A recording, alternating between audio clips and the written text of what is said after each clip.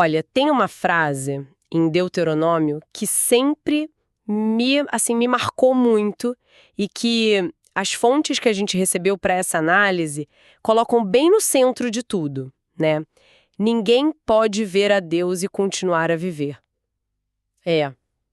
Nossa, é uma afirmação muito forte. Fortíssima, quase assustadora, né? Exato. E é justamente o ponto de partida para a gente explorar hoje um conceito que está muito presente nesses materiais. A glória de HWA, que em hebraico é kavod, né? E em grego doxa. Isso, kavod e doxa. E a perspectiva que essas fontes trazem, que eles chamam de teologia de impacto, ela foge um pouco do comum, sabe? Não trata essa glória como, sei lá, uma ideia abstrata de honra ou só luz. Não, não. Pelo contrário, né?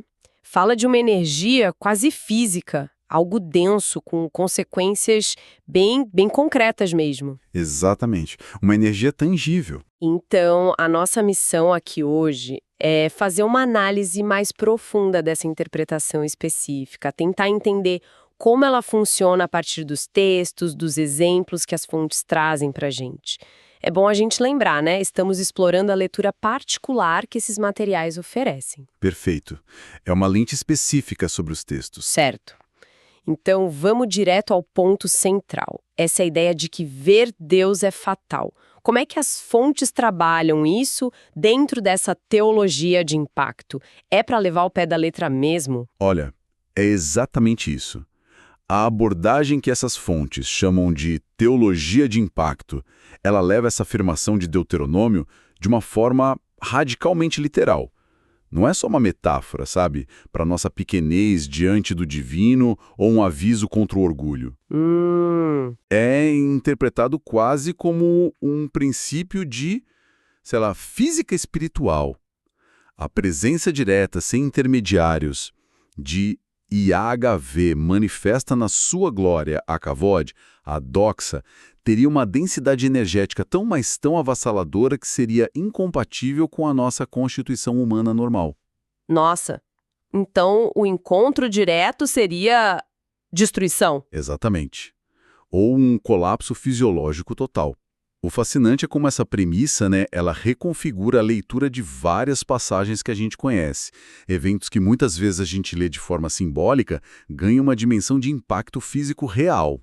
Quer dizer, ver a Deus, nesse contexto, se torna um evento de juízo por si só. A própria intensidade da santidade é o que seria fatal. Isso, a própria intensidade manifestada. Muda bastante a perspectiva, né? Muda completamente. Imagino que as fontes tragam exemplos para ilustrar isso, certo? Sim, sim.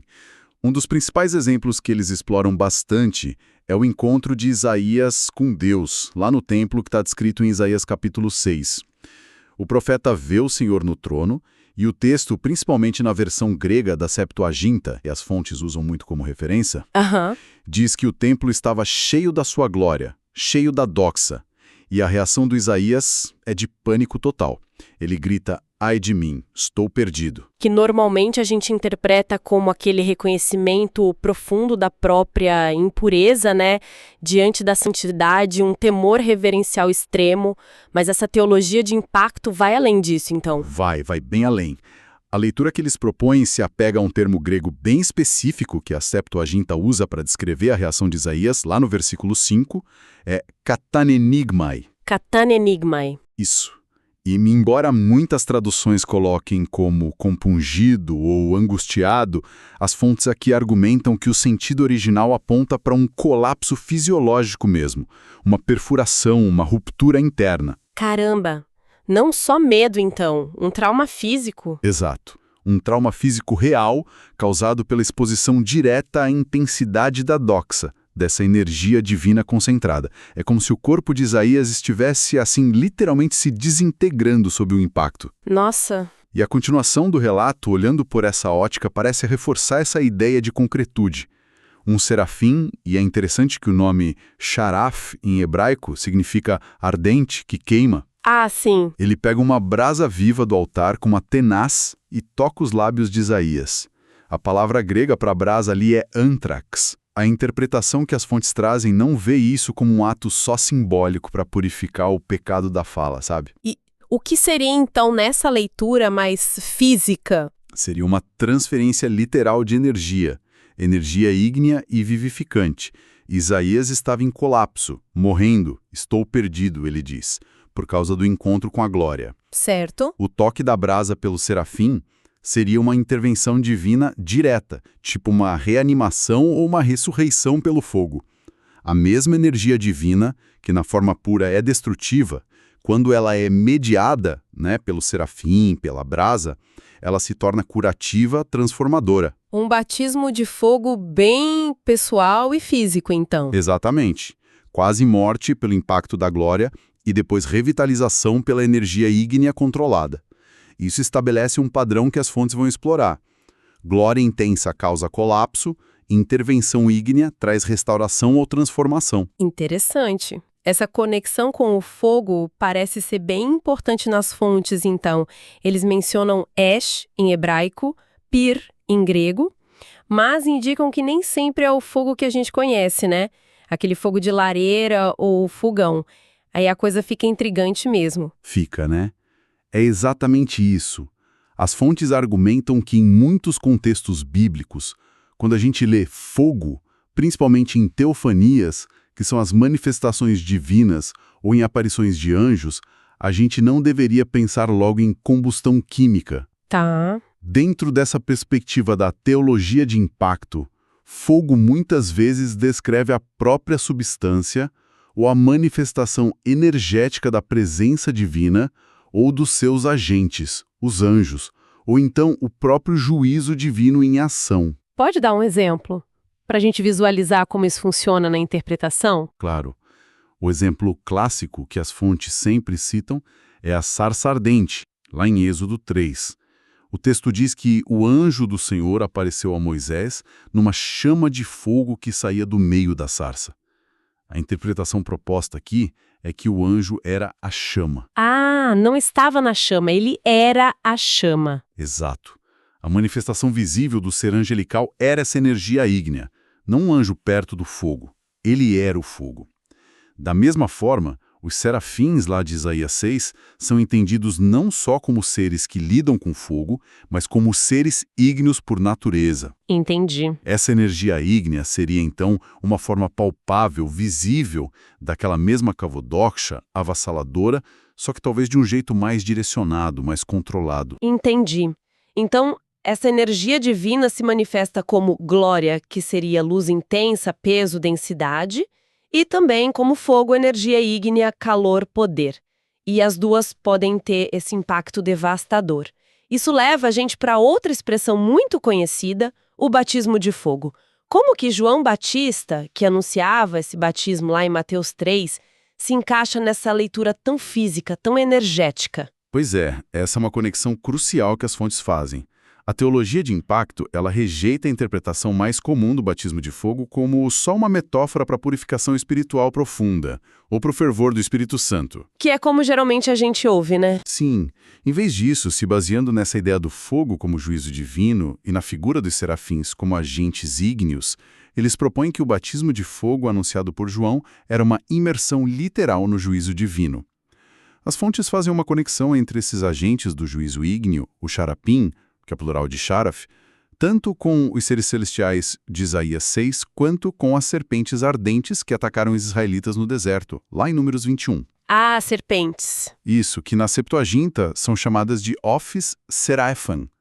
A ideia é que esses seres ígneos seriam os executores de um juízo divino que opera através dessa energia ardente que está ligada diretamente à manifestação da glória de HWA. Era algo real, temido, sabe? Um aspecto da interação com o divino. Então, peraí, o batismo que o João anunciava seria algo negativo? Um julgamento, uma condenação? Na interpretação que as fontes apresentam, sim, era primariamente um batismo de juízo. Mas a narrativa não para aí, né? As fontes argumentam que Cristo, ao passar pelo que ele mesmo chamou de batismo em Lucas 12,50, se referindo ali à paixão e morte dele, certo, a cruz. Ele teria absorvido em si mesmo a totalidade desse juízo ardente na cruz. Ele teria, vamos dizer assim, esgotado o poder condenatório dessa lei do impacto divino direto, dessa consequência fatal da glória manifesta. Interessante. Por isso, o evento de Pentecostes, lá em Atos 2, com as línguas como que de fogo pousando sobre os apóstolos, é interpretado nessas fontes de um jeito bem particular. Não seria só um símbolo do poder do Espírito Santo. Que é a visão mais comum também. Exato. Mas seria o último ato legal, digamos, ou formal desse juízo ígneo. Só que agora, por causa da obra de Cristo, esse fogo não consumia mais, não condenava mais. Ele pousou sobre eles como um sinal da entrada na nova realidade, onde a presença divina, agora mediada por Cristo, não era mais fatal, mas sim capacitadora. Entendi a lógica. É complexo, mas tem uma sequência. Glória à presença leva à energia fogo, que leva ao juízo colapso, aí vem a mediação-transformação via Cristo e, finalmente, a nova realidade de Pentecostes. Exatamente. Essa é a cadeia de raciocínio apresentada. É uma linha bem elaborada dentro dessa perspectiva.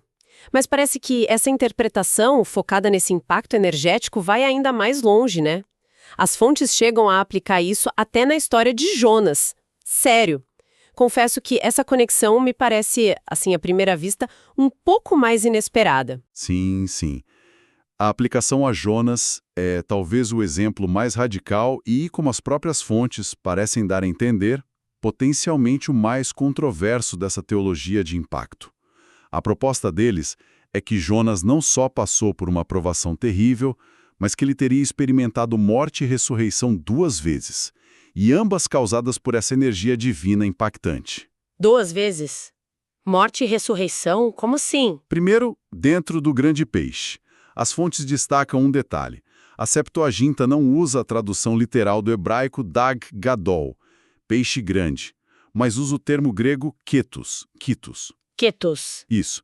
E eles apontam que ketos, na literatura grega antiga, tipo Homero ou Hesíodo, frequentemente se refere a monstros marinhos, dragões, às vezes descritos com características ígneas ou luminosas, ligadas às profundezas, ao abismo. Nossa! Somado a isso, eles citam Jonas 2,6 na Septuaginta, onde Jonas fala sobre descer às profundezas e menciona phtorá, um termo grego que significa corrupção, decomposição. Puxa vida! Juntando essas peças, a interpretação que eles apresentam é que Jonas não estava só desconfortável ali no ventre da criatura.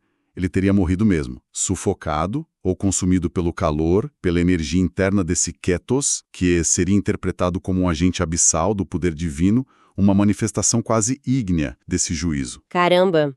Então a oração dele seria do pós-morte. Exato, seria do Sheol, do pós-morte, e ser vomitado na praia seria uma primeira ressurreição. Uau! Ok, essa é intensa. E a segunda morte? Onde entrariam? A segunda ocorreria lá no final da história, em Jonas 4,8, depois que a planta que dava sombra para ele seca, vem um vento leste quente, o sol forte atinge Jonas, e o texto hebraico usa o verbo alap. Alap. Isso. Geralmente a gente traduz como ele desfaleceu, desmaiou. Só que dentro da lógica da teologia de impacto, as fontes argumentam por um sentido mais forte para alap aqui. Expirou. Foi consumido. Indicaria uma segunda morte, dessa vez causada pelo calor abrasador, que seria interpretado como outra manifestação da energia divina de juízo ou de desagrado. A recuperação dele depois seria então uma segunda ressurreição. Entendi.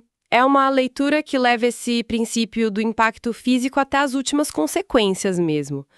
Mas, como você mencionou, parece depender bastante de algumas escolhas interpretativas bem específicas para certas palavras, né? Como ketos e alap.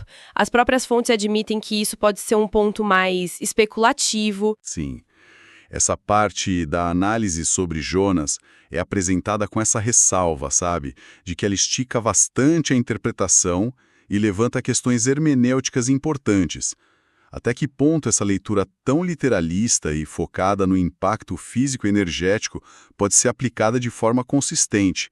Onde que a gente traça a linha entre o literal e o simbólico? Certo. A inclusão de Jonas serve quase como um caso extremo para ilustrar o alcance radical dessa teologia de impacto que eles propõem, mas também para sinalizar os desafios e os limites dessa abordagem. Certo. Então, vamos tentar juntar as peças aqui. o que emerge como o quadro geral dessa análise, baseada nessas fontes. A ideia central é que a kavod hebraica, a doxa grega, que a gente chama de glória de HRW, é apresentada não como um conceito abstrato, de honra, beleza, essas coisas. Não mesmo. Mas sim como uma realidade quase palpável, uma energia poderosa, uma densidade mesmo, com peso e impacto reais. Isso, tangível. E encontrar essa glória diretamente, sem nenhuma mediação, seria fatal, como Deuteronômio avisa e como Isaías parece ter experimentado naquele colapso dele. Sobreviver a um encontro desses, dentro dessa leitura, não seria uma questão de força de vontade ou mérito. De forma alguma. Exigiria uma intervenção divina explícita. Uma espécie de ressurreição ígnea, né? Uma revitalização por meio da mesma energia divina, mas de forma controlada, como talvez a brasa do serafim sugira. Exatamente. O núcleo da teologia de impacto descrita nessas fontes é a concretude. A concretude da presença divina e dos seus efeitos. A glória, kavod doxa, é a manifestação primária dessa força que pode ser avassaladora e ter consequências físicas diretas. O princípio lá de Deuteronômio é a chave de tudo. O encontro direto é fatal, a não ser que exista uma mediação, como Moisés lá no Sinai, ou Cristo na Nova Aliança, ou que aconteça uma transformação radical operada por essa mesma energia divina, como em Isaías ou potencialmente em Pentecostes. Para quem estuda esses textos, essa perspectiva específica, vinda das fontes que a gente analisou, é um desafio direto às leituras que são puramente simbólicas, alegóricas ou só moralizantes, né? Com certeza. Ela força a gente a considerar se as descrições de encontros divinos na Bíblia, por mais estranhas ou extraordinárias que pareçam para nós hoje, não foram registradas pelos autores originais com uma compreensão muito mais literal e física em mente, dentro dessa visão teológica particular deles. Muda a forma como a gente percebe o poder divino, não só como autoridade, mas como força bruta, energia pura, sabe?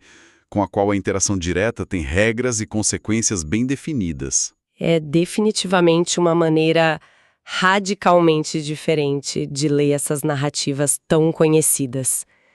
Uma leitura que coloca ênfase na fisicalidade, na energia, no impacto direto do sagrado sobre o humano, baseada nessa interpretação da teologia de impacto que as fontes nos trouxeram.